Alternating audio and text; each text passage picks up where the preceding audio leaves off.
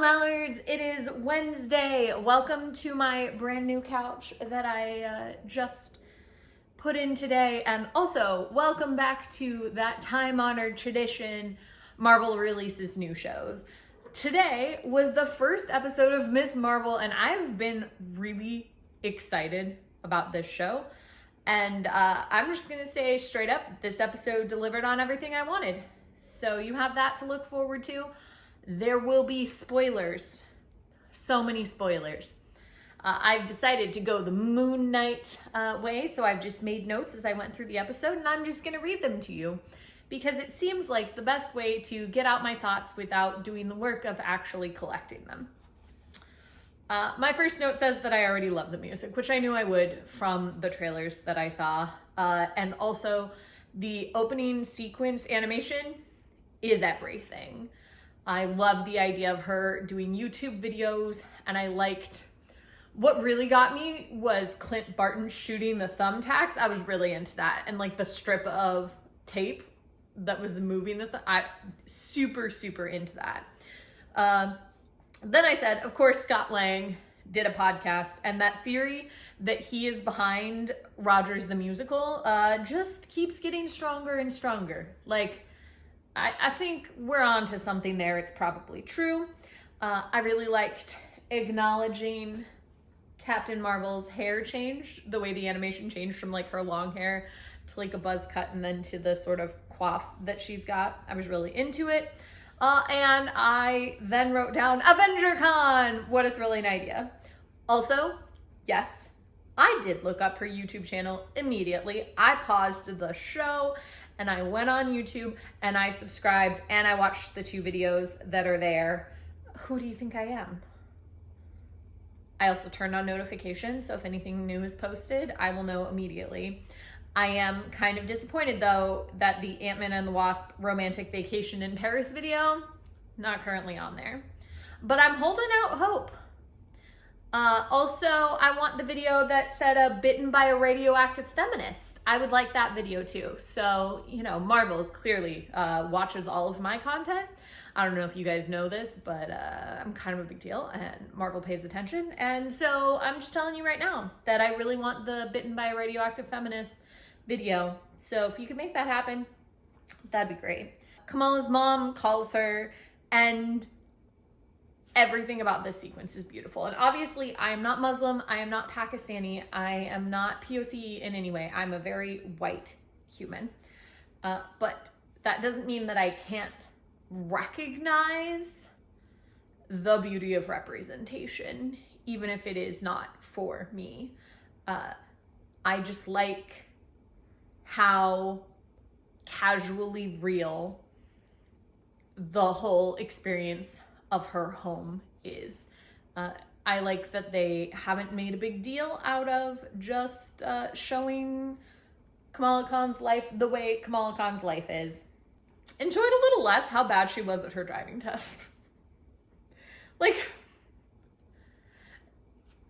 I had a lot of anxiety learning to drive, and I used to have a lot of nightmares about it. And so watching her just like stomp on the gas and then reverse into somebody, stressful. I was very stressed for her. But then she's riding in her car and her mom says, I come from a long line of fantasizing, unrealistic daydreamers.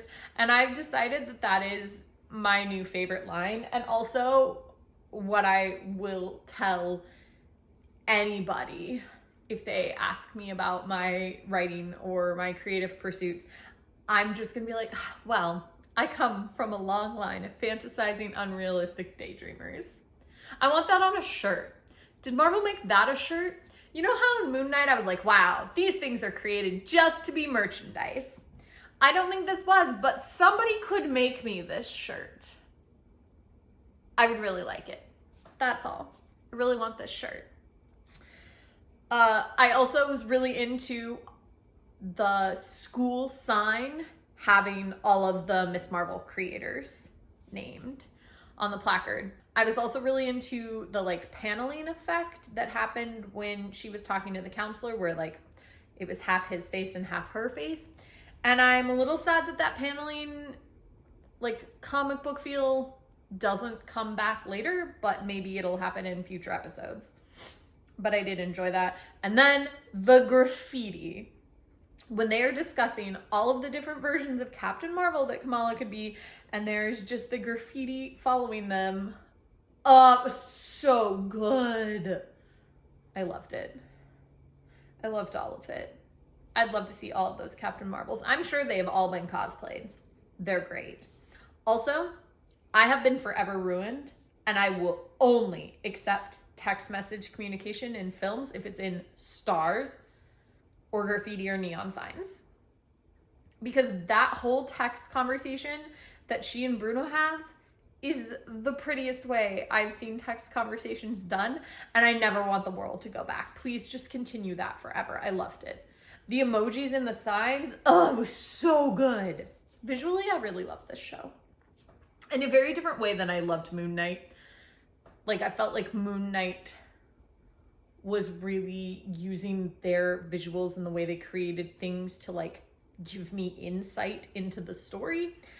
Versus here in Miss Marvel, I feel like all of the visuals are like an accessory to the character and also like evoking the feel of the character rather than the story of the plot, if that makes any sense.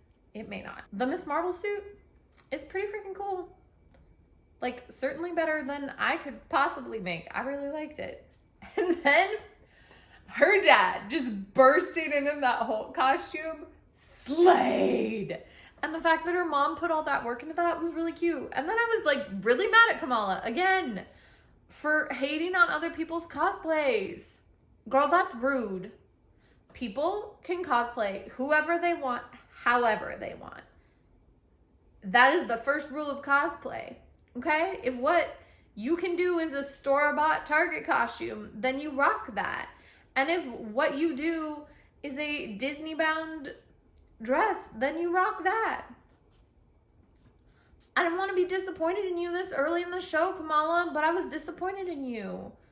And not just because you hurt your parents, like, it was kind of rude, but just the hating on the cosplay. Just telling your dad that you'd be embarrassed to see what, no, his cosplay was awesome. Do you know how long it's going to take him to get that paint off of his skin? Green is not an easy color. I would know. We had to paint somebody green in a show.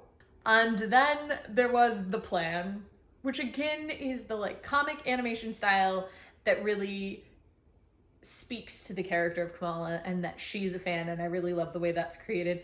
And the whole sequence of how they were going to get to AvengerCon, hilarious. The animations, the live action bits, this stunt where they ride their bikes on top of a bus, because why not? Absolutely hilarious. And then the actual execution of the plan went just as well as I thought it would, which is to say that it was all a disaster.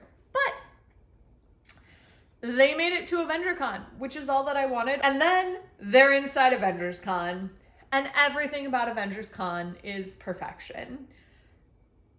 It's just exactly what we need. Things that I enjoyed, the You're Welcome America, Captain America's ass card, hilarious. Strange playing the guitar. The female Cap who was posing with all the USO girls. Loved that Ant-Man had the most serious merch, like action figures and the helmet, and like the most professional looking merch, which has led me to wonder, will Scott Lang secretly be in Miss Marvel? Because there's been a lot of like Ant-Man talk. And also, is it not secretly? Like, has it just been announced and my aversion to spoilers means that I just don't know? Let me know in the comments. I'd be fine being spoiled if you know for sure that like Scott Lang has confirmed to be in this. But I was really into the amount of Ant-Man, and it just felt like a little too much focus and talk about Scott Lang for like me to not be at least a little bit sus that he's gonna make an appearance. And then there was the Tony and Natasha memorial wall, which was so sweet and so cute, but also got me wondering about another thing that I've thought about a lot since Captain America and the Winter Soldier, which is, What does the world think happened to Steve? Like, has that been confirmed? Does everybody just know that he went back in time and then got old? Like, is he secretly living on the moon? And was that a real thing in the MCU, or is that just like a weird fan theory? I don't know. I could ask Google, but I would rather ask the ephemeral mallards out there in the world. Where does the world think Steve Rogers went? Wrong answers only. I enjoyed the Peter Quill Starboy story, a documentary. Hilarious. Quill would be so mad. Like, he's gonna show back up on Earth and see that everybody's labeled him Starboy and just be pissed. Deserved. Also, the Asgard Pride shirt, that should be merch. Several of the merch things in this merch location probably are merch. I haven't looked at the Miss Marvel merch because I didn't want to be spoiled, but like, that Asgard Pride shirt, beautiful. We love it. Also, there were pop keychains, which are real merch that exists, but I thought that they were cute. And then there were brochures for New Asgard and like Avengers tours of New Asgard. I want to go to New Asgard. I mean, we're probably going to go in Thor Love and Thunder, but like, I'm about it. I'd read that brochure. I'm curious what's in it. Release a digital version of that brochure, Marvel. I want it. And then I wrote, I'm sorry, is that Agent M? Ryan Penagos, otherwise known as Agent M, who is the host of This Week in Marvel and Marvel's Pull List, 2 podcasts that I absolutely love, was the announcer of the cosplay contest, and that was so surprising. I didn't know it was going to happen. I got very excited. He did a great job. Also, what a perfect role for him. That's what he would do in the MCU. It was great. And then, boom, Girl's Got Power. She puts on a bangle and then creates these crystals. And that is definitely different from her power in the comics, but it's still pretty awesome. My next note just says, busted. Yeah, you're busted. You're in trouble. But I do support Kamala keeping her head in the clouds and becoming cosmic.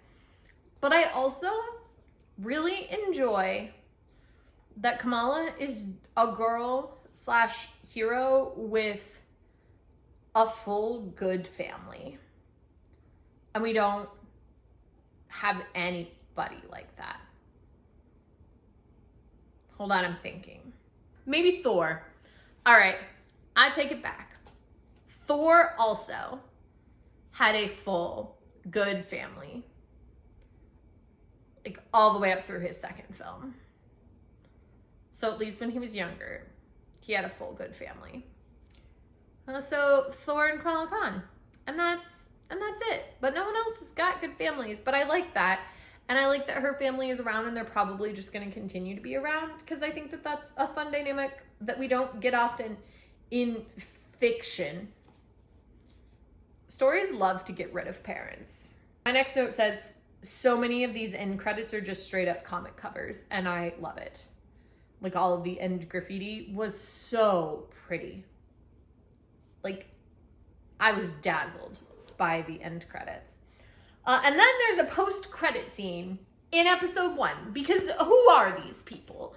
They're just like, oh, man, we know that you guys like have been expecting the post-credit scene at the end of the show, or maybe sometime in the middle of the show, or whatever. But boom, we're gonna do it right away, because this is Miss Marvel and we don't mess around. And so I'm looking forward to episode 2. If you have seen the show and you have thoughts, let me know. If you want to tell me where the world thinks Steve Rogers went, you can also do that in the comments below. And I will see you tomorrow.